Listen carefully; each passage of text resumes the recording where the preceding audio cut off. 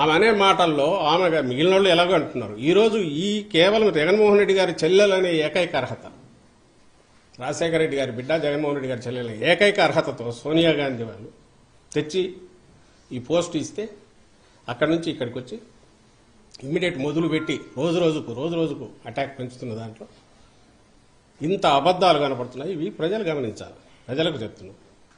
ఇంకో విషయం కూడా చెప్పదలుచుకున్నాం. షర్మిలమ్మ గారికి సంబంధించినంత వరకు 2.5 ఏళ్ళు పార్టీ అక్కడ, నాకు తెలిసి 2.5 ఏళ్ళు తెలంగాణలో పెట్టినట్టున్నారు, వైఎస్ఆర్ తెలంగాణ పార్టీ. సరే, ఆ స్టేట్కి వెళ్ళారు, పార్టీ పెట్టారు.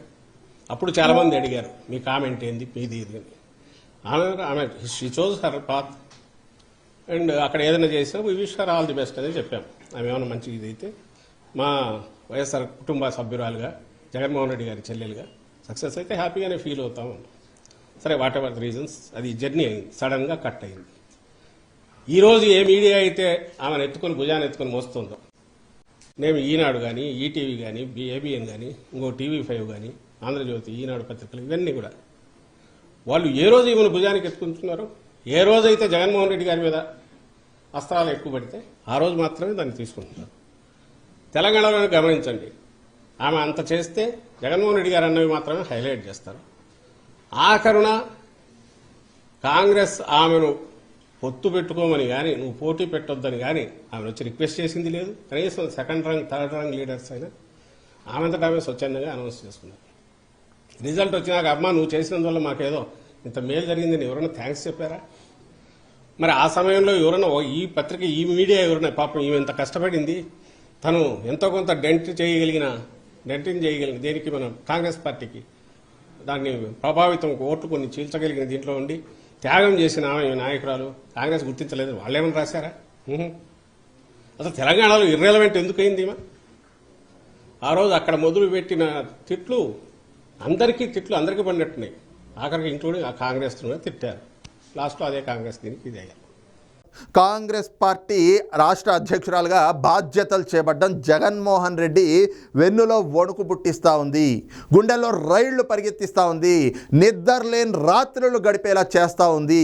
దీంతో జగన్మోహన్ రెడ్డిలో అసహనం కనిపిస్తూ ఉంది. అందుకే ఆయన ఏ వేదికలు ఎక్కినా కూడా ఈ రోజున అక్కసును వెళ్ళగక్కుతా ఉన్నాడు అనేటువంటిది మాత్రం ఆయన చేస్తున్నటువంటి వ్యాఖ్యలతోటి స్పష్టమైపోతూ ఉంది. కేవలం ఆయనే కాదు, ఆయన బంట్రోతులు కొంతమంది ఉంటారు కదా, ఆ బంట్రోతుల్లో ప్రథమ బంట్రోత్ ఎవరు అంటే తాడేపల్లి ప్యాలెస్ బ్రోకర్ అని పిలుస్తూ ఉంటారు కదా, సజ్జల రామకృష్ణారెడ్డి. జగన్మోహన్ రెడ్డిలో ఎంత అసహనం నిండుకుపోయి ఉంది అనేటువంటిది ఈరోజు ఇతని ముఖం చూస్తే అర్థమైపోతూ ఉంది. నిన్న తిరుపతిలో ఆ ఇండియా టుడే ఛానల్ తోటి ఏదైతే ఎడ్యుకేషనల్ సమిట్ అని పెట్టాడో అందులో కూడా ఏదైతే జగన్మోహన్ రెడ్డి చేసినటువంటి వ్యాఖ్యలు ఉన్నాయో అవి చూస్తే జగన్మోహన్ రెడ్డికి షర్మిల ఎంత భయపెడతా ఉంది, ఈ షర్మిల భయం ఏ స్థాయిలో జగన్మోహన్ రెడ్డిలో కూరుకుపోయి ఉంది అనేటువంటిది కూడా నిన్నటి జగన్మోహన్ రెడ్డి మాటలు వింటే అర్థమైపోతూ ఉంటుంది. బైజూస్ ద్వారా మీరు పిల్లలకి ఇస్తున్నటువంటి కంప్యూటర్ కోర్సుల్లో ఏమేం కోర్సులు నేర్పిస్తారు అని చెప్పేసి ఆ జాతీయ ఛానల్ ఏదైతే ఉందో ఆ మీడియా ఛానల్కి సంబంధించినటువంటి సీనియర్ జర్నలిస్ట్ ఆయన రాజ్దీప్ సర్దేశాయ్ ఆయన అడిగితే కంప్యూటర్ కోర్సుల్లో ఏం నేర్పిస్తారు అంటే బీకామ్ నేర్పిస్తామని చెప్పాడు. మరి ఫస్ట్ క్లాస్ స్టూడెంట్, అది జగన్మోహన్ రెడ్డి గారికి ఉన్నటువంటి మేధా సంపన్నం. కాబట్టి ఆయన బయటకు రాడు, ఆయనకు తెలుగు రాదు, ఇంగ్లీష్ రాదు, ఆయన మాట్లాడే మాటల్లో బూతులు తప్పితే ఇంకేమీ ఆయనకు సరిగ్గా రావు. ఎప్పుడు మనం చూస్తూ ఉండేదే కదా. అందుకని ఆ వీడియో రికార్డు చేసుకుని ఆ వీడియోలో ఉన్న తప్పులన్నీ కూడా ఎడిట్ చేయించేసి దాన్ని లైవ్ అని చెప్పి వదులుతారు, లైవ్ అని చెప్పి సాక్షి టీవీలో వదులుతారు. అందుకే ఆయన మీడియా ముందుకు వచ్చి ఎప్పుడు మాట్లాడు కాబట్టి ఇలాంటి బ్రోకర్లను పెట్టుకుంటాడు.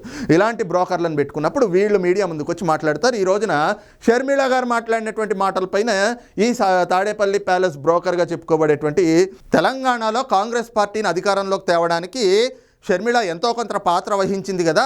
ఆ రోజున ఎన్నికల్లో కాంగ్రెస్ పార్టీ అడగకుండానే ఈమె ఎన్నికల్లో పోటీ నుంచి విరమించుకుంది కదా, దాని ద్వారా ఓట్లు చీల్చగలిగింది కదా, ఖచ్చితంగా కాంగ్రెస్ పార్టీ అధికారంలోకి రావడంలో సహాయపడింది కదా.